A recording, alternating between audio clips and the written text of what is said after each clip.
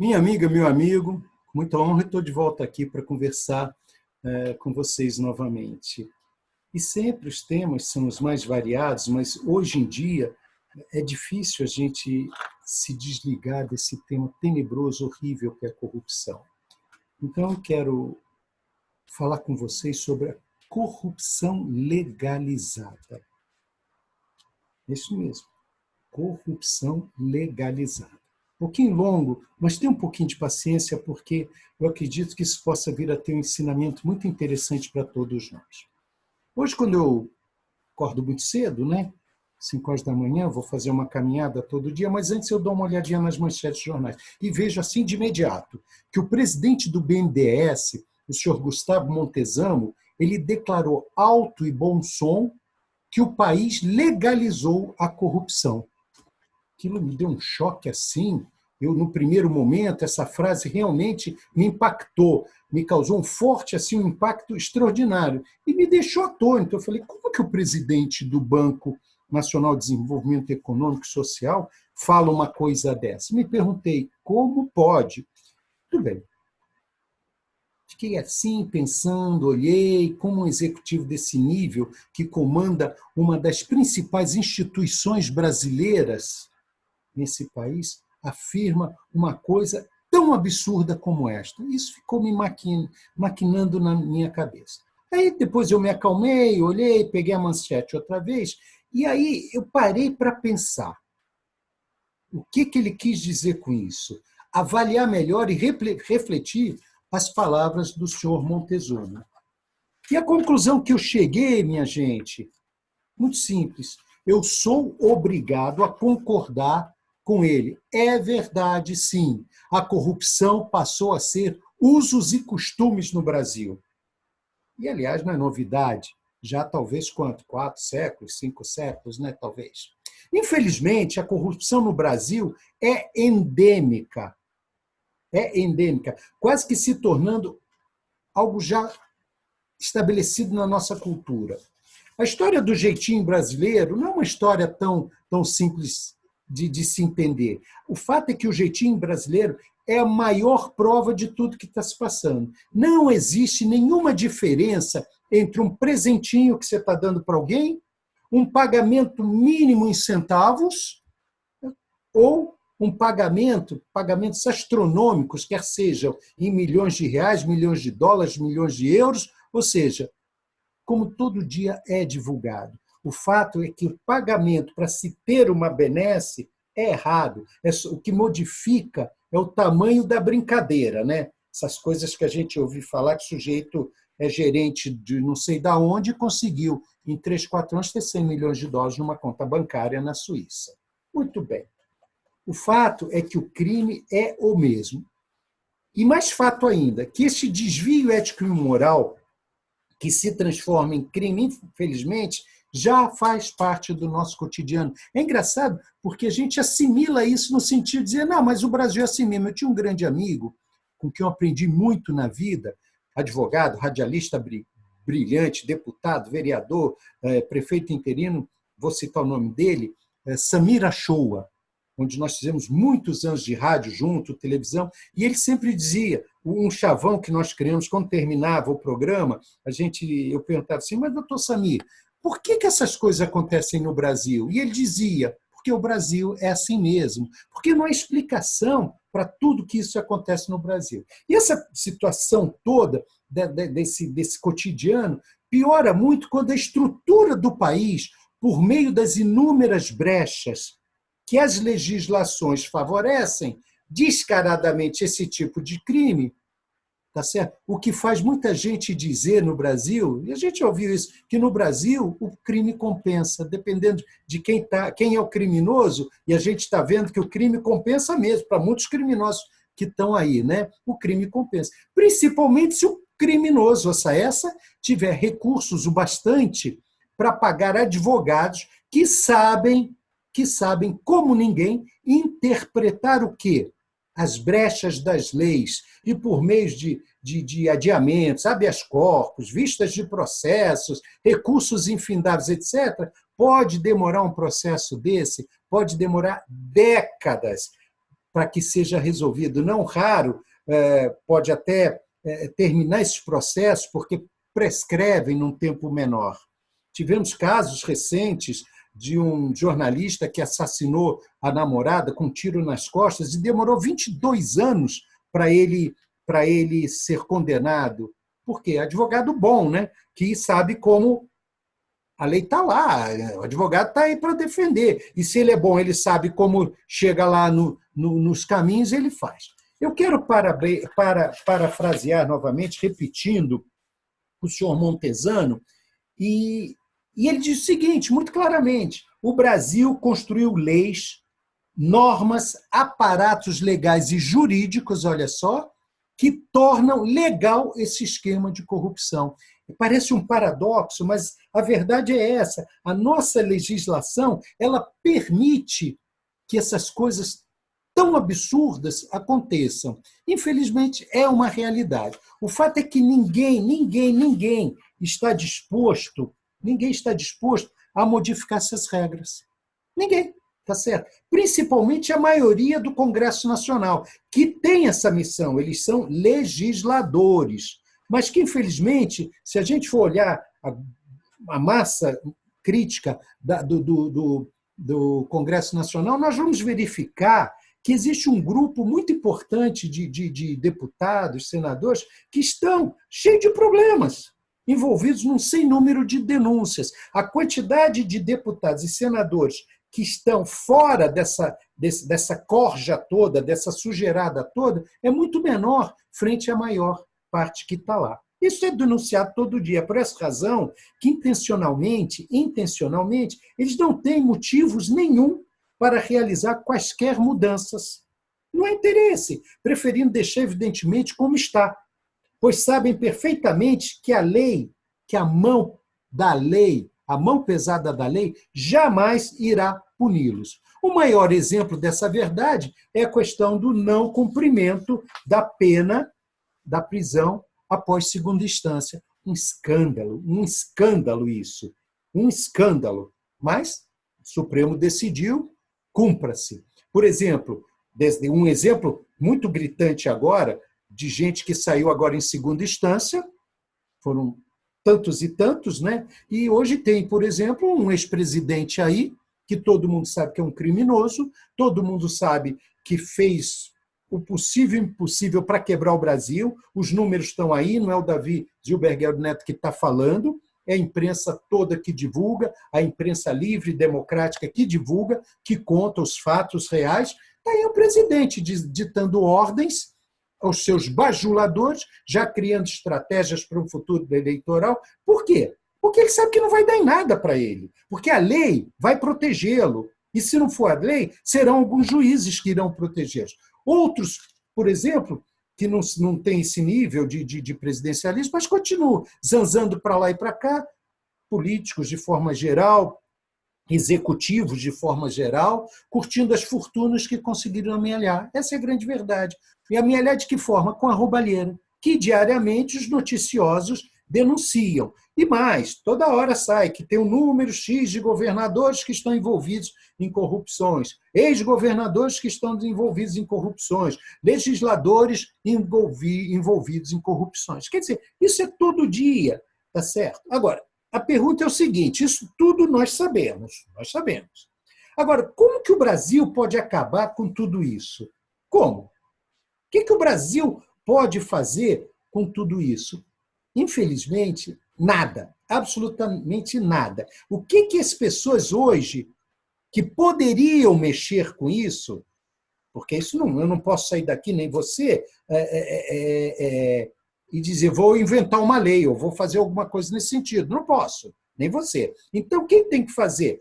Os legisladores. Então, o que acontece? Esse pessoal, muita gente, além de não querer fazer nada, hoje só quer criar problema. Quer criar problema para o Ministério Público que investiga essas situações, quer criar problema para os juízes que estão fazendo um esforço de realmente apenar honesta e seriamente esses indivíduos que estão roubando a nação. Quer dizer, o que dá para fazer? Como pode se mudar esta situação? Qual é o critério? Eu entendo que há como mudar. Eu entendo, e é onde eu quero chegar.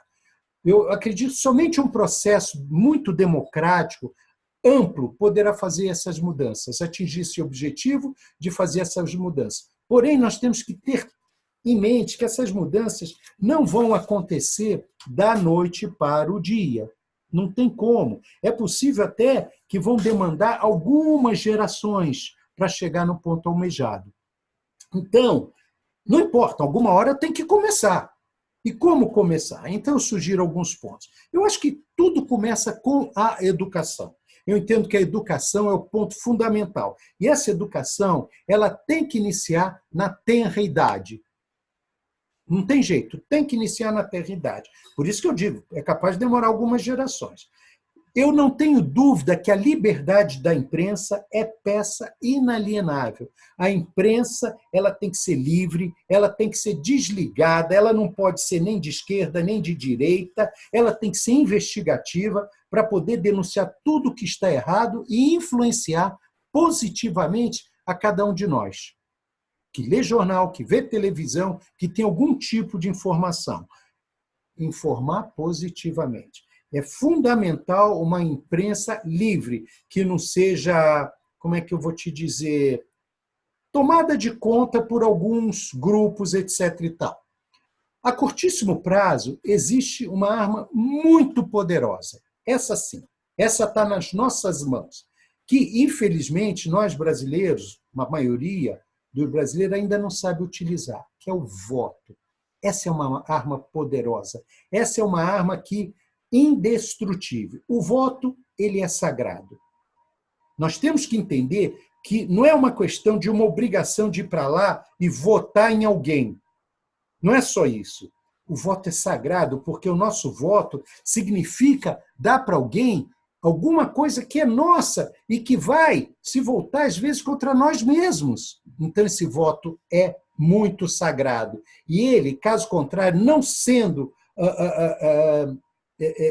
usado adequadamente, ao invés de ele trazer uma benesse para nós, cidadãos, pagadores de impostos, etc., ele vai criar esses tipos de problemas que nós estamos vendo por aí. O eleitor, ele tem que ter em mente e tem que ter a consciência de em quem ele vai votar. Ele tem que se perguntar, por que eu vou votar no fulano A, B ou C? Ele tem que ter essa consciência, entende? Por que eu vou dar o meu voto para esse indivíduo? O eleitor não pode acreditar em promessas vãs todo dia. Essas histórias de dar dentadura, essa história de dar não um par de tênis, dar o tênis do lado direito e se eu for eleito eu vou dar o do lado esquerdo. Isso é real, isso existe. E não está muito longe daqui, não. Cidades próximas, menores, menos aculturadas, etc. e tal. Mas isso é um fato que existe. Nós não podemos acreditar na teoria do almoço de graça. Não existe almoço de graça. Se o político está te prometendo alguma coisa, ele até vai, talvez, te dar, mas ele vai te cobrar muito, muito caro por isso. Portanto, o voto tem que ser um voto qualificado.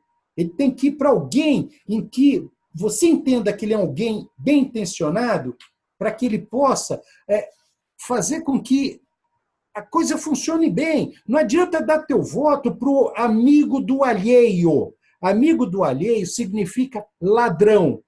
Ladrão. E ele não vai produzir nada para você, e ele não vai produzir nada para a nação. E aí um lado importante da história, o papel dos partidos políticos. Isto é de uma importância impressionante. Na maioria das vezes, os partidos políticos hoje trabalham da seguinte maneira: você quer se candidatar? Ok, faz uma ficha aqui de filiação, toma aqui, vamos para a convenção, se você for amigo do dono do partido, você vai ganhar a legenda e está tudo bem, e pode ser que você ganhe a eleição, não pode, enfim, não faz diferença para eles. O importante é ter o volume, o importante é entrar aquele dinheiro do fundo eleitoral, tá certo? Então, o papel dos partidos políticos não é menos importante nesse processo. Estes, tendo que estar, têm obrigação, eles têm obrigação, os partidos políticos, de contribuir na educação dos eleitores e muito mais. Saber escolher, passar um pente muito fino naqueles que querem ser, que pretendem sair candidatos. a cargos eletivos, quer seja executivos ou legislativos. Mas tem que ser, não é qualquer um que pode chegar lá. É um direito que as pessoas têm de ter uma legenda para se candidatar a um cargo eletivo. Entretanto, não adianta chegar lá e não fazer nada, não entender de nada, não entender. Há que se ter uma qualificação e o partido político ele tem obrigação de fazer esse pente fino, de fazer essa seleção extremamente criteriosa, de tentar montar uma chapa, quer seja vereadores, deputado, o que quer que seja, daqueles que ele entende, o partido político, que está interessado em quê? Em buscar os melhores da sociedade que possam efetivamente, que tenham um passado e um futuro já bem delineado, que possam trazer os benefícios que a cidade, o município, o Estado, a nação possa ter resultado dessa gente que poderá ser eleita. Isso é uma coisa muito difícil de acontecer. Parece um sonho, tá? Mas, de outra forma, eu também posso garantir a vocês, minha amiga e meu amigo, que, felizmente, no Brasil, essa cultura já está começando a acontecer. E hoje já existe um partido político estabelecido desde 2011, se não me engano, com as primeiras eleições em 2015, efetivou, ele foi constituído em 2011, por exemplo, 2015 se estabeleceu e 2016 teve a primeira eleição. Então, eu posso garantir que, felizmente, já existe um partido político no Brasil, é só vocês pesquisarem, vão para a internet que vocês vão descobrir esse partido, que hoje é condição sine qua non para pertencer a esse partido, que você passe num verdadeiro vestibular. Quem é você? O que você quer? O que você pretende? Como fazer? Com dinheiro próprio. Nada de fundo eleitoral. O partido não aceita dinheiro público para ganhar eleição. Então, isso já existe. E, fora disso, o próprio partido ele te fornece, lá na frente, uma vez que você foi aceito para ingressar no time deles, ele já te fornece cursos gratuitamente de gestão, de política, quer dizer, de aperfeiçoamento daquilo que você gostaria de fazer, complementando tudo que você faz. Portanto, tem que se trabalhar duro e tem que dar para o cidadão brasileiro aquilo que ele realmente merece.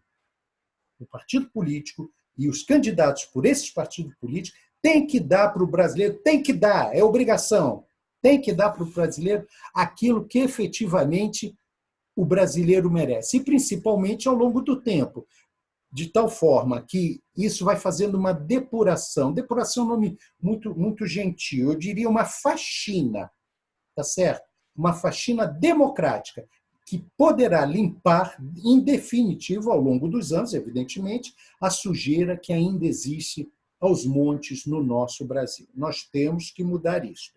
Tá? Eu não vou fazer propaganda de partido político aqui, não, porque não é o nosso objetivo. Quem é e quem não é. Se você tiver curiosidade de saber o que eu me refiro, manda para mim um WhatsApp, manda para mim um e-mail, manda para mim, entra no Facebook, pergunta, ou aqui mesmo no nosso YouTube, pergunta, Davi, qual é o partido político a que você se referiu que está mudando a filosofia, a cultura para as próximas eleições? Essa é a minha mensagem, minha amigo, meu amigo. Fique à vontade, insisto, para opinar, para criticar e para sugerir. Se você gostou desse papo informal, tudo meu é informal.